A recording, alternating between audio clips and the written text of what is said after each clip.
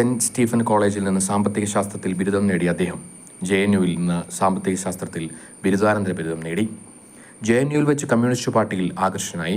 1974 SFIയിൽ അംഗമായി. 3 വട്ടം JNU സർവകലാശാല യൂണിയൻ പ്രസിഡന്റായി.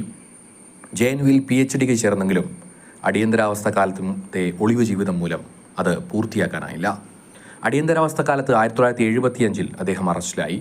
1978 SFIയുടെ ദേശീയ ജോയിന്റ് സെക്രട്ടറിയായി തെരഞ്ഞെടുത്തു. 1986 SFIയുടെ ദേശീയ പ്രസിഡന്റായി. 1984 32-ാം വയസ്സിലാണ് CPMൽ കേന്ദ്ര കമ്മിറ്റി അംഗമായത്. 88 തിരുവനന്തപുരത്ത് നടന്ന പാർട്ടി കോൺഗ്രസിൽ കേന്ദ്ര സെക്രട്ടേറിയറ്റ് അംഗമായി. 1992 മദ്രാസിൽ നടന്ന പാർട്ടി കോൺഗ്രസിൽ പോളിറ്റ് ബ്യൂറോയിലേക്ക് എത്തി. പിന്നീട് 2015 വിശാഖപട്ടണം പാർട്ടി കോൺഗ്രസിൽ പ്രകാശ് കാരാട്ടിൽ നിന്ന് CPMന്റെ ദേശീയ ജനറൽ സെക്രട്ടറി പദവി യെച്ചൂരി ഏറ്റെടുത്തു. 2018 ഹൈദരാബാദിലെ പാർട്ടി കോൺഗ്രസിൽ വീണ്ടും CPMന്റെ ദേശീയ അധ്യക്ഷനായി.